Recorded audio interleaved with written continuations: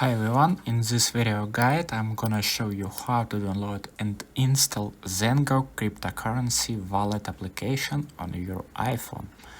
So let me scroll down and type in here App Store application.